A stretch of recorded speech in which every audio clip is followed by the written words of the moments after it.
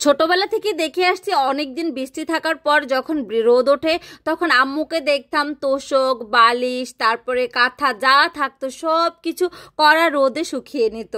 এখন তো আমাদের সে উঠান নাই, বারান্দাতেই যতটুকু যা পারি শুকাতে হয়।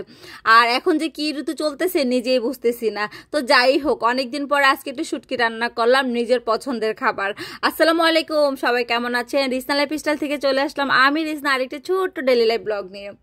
তো যাই হোক আজকে মানে অনেক দিন পর্যন্ত তো বৃষ্টি ছিল, তো আজকে 2-3 দিন পর্যন্ত তো আবার একটু রোদ উঠছে। রোদটা কিন্তু ভালো রোদে, একদম পুরো কড়া রোদ। এই রোদে কিন্তু আপনার যে কোনো কিছু শুকালে সেটা কিন্তু ভালো। তো স্বর্ণাকে বলছি যে তুই এই কয়দিন পর্যন্ত শুধুমাত্র মানে বিশেষ করে মানে কাঁথাগুলো আছে না, গায়ে দেওয়ার কাঁথা, কারণ ওগুলা হচ্ছে কি কড়া রোদে যদি আপনি মানে শুকান একদম খড়খড়া হয়ে যায় আর একদম সুন্দর। আর এমনি যদি বৃষ্টির ভিতরে কম রোদের ভিতরে এগুলো শুকানো হয় কেমন যেন একটা গন্ধ গন্ধ আসে।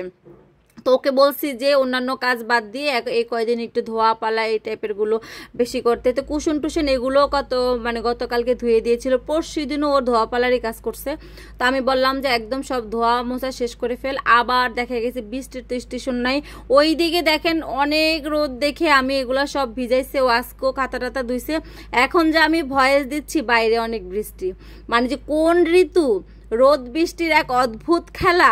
আল্লাহ রে আল্লাহ, কি অবস্থা এই গরমে এই শীত, অদ্ভুত। তো যাই হোক, ও হচ্ছে সব গুছিয়ে টুছিয়ে করে নিচ্ছে। আর আমার মতো এরকম কে কে আছেন এইরকম দরজার উপরে একটা ওড়না থাকবে, তারপরে সামনের রুমের চেয়ারের উপরে একটা ওড়না থাকবে, সব রুমে একটা একটা করে ওড়না থাকবে। কলিং বেল দিলে তখন আর আমি ওড়না খুঁজে পাই না, কোথায় যে চলে যায় ওড়নাগুলা আল্লাহ মাবুদি জানে।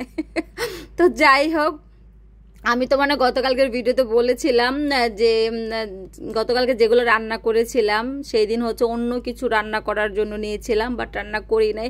সেই দিনে হচ্ছে লইট্টা শুটকিগুলো আপা কেটে দিয়েছিল রান্না করার জন্য, বাট আমি হচ্ছে সেগুলোকে উঠিয়ে রাখছি, উঠিয়ে তারপরে খিচুড়ি রান্না করছিলাম। তো সেটা কিন্তু ছিল বেশ কয়েকদিন আগের ভিডিও। আজকের ভিডিওটা কিন্তু আসলে আমাদের প্রতিদিনের ভিডিওটা প্রতিদিন আপলোড খুব কমই করা হয়, পিছনের ভিডিওগুলো এত জমে থাকে। আর এখন তো আমি তো দেখা গেছে সপ্তাহে 7 দিনই ব্লগ আপলোড দিচ্ছি না, সেই ক্ষেত্রে ভিডিওগুলোই জমে যায়। তো যাই হোক, ওইদিকে হচ্ছে চাপা মানে লইট্টা শুটকিটাকে আমি সুন্দর মতো করে একদম বেশি করে রসুন টসুন দিয়ে একদম ভাজা ভাজা করতেছি। শুটকিটা যে আজকে এত পরিমাণে মজা হয়েছে জানেন, আগে শুটকির গন্ধ শুনলেই যে কি করতাম। মানে আমি তো এখন শনিরাকড়ায় আছি, আগে রায়েরবাগ ছিলাম। তো সেখানে এক ভাবি একদিন আমাকে শুটকির ভর্তা দিছিল, চাপা শুটকির ভর্তা। মানে এত দুর্গন্ধ বিশ্বাস করবে না, আমি আর আপনার ভাই মানে ভূমি করতে করতে পাগল হয়ে গেছি। মানে ওই বাটিটা যে ওনারে নাক ধরে দিয়ে আসছি। আসলে কি হয় জানেন, এই শুটকি জিনিসগুলো এগুলো সুন্দর মতো ক্লিন করতে হয়, ধুইতে হয়, এগুলো রান্নার অন্যরকম একটা প্রসেস আছে, সুন্দর মতো যত্ন করে রান্না করতে হয়। উনি মানে ধোয়েও নাই, আল্লাহ রে আল্লাহ। আর এখন তো চাপা শুটকি কত মজা করে খায়, কোনো গন্ধ নাই কিছু নাই। মানে এখন এই 2টা শুটকি খাই, অত বেশি শুটকি টুটকি খাই না, বাট এই 2টা শুটকি মজা করে রান্না করি আর মজা করে খাই। তো এইদিকে হচ্ছে আমি কিন্তু সব ময় মশলা দিয়ে অল্প অল্প পানি দিচ্ছি আর কষাচ্ছি। এটা তো আর বেশি পানি দিব না, কারণ এটাতে পানি টানি দিয়ে রান্না করলে একদম মজা হবে না। আর রসুনগুলো মুখে পড়লে তো অদ্ভুত একটা মজা।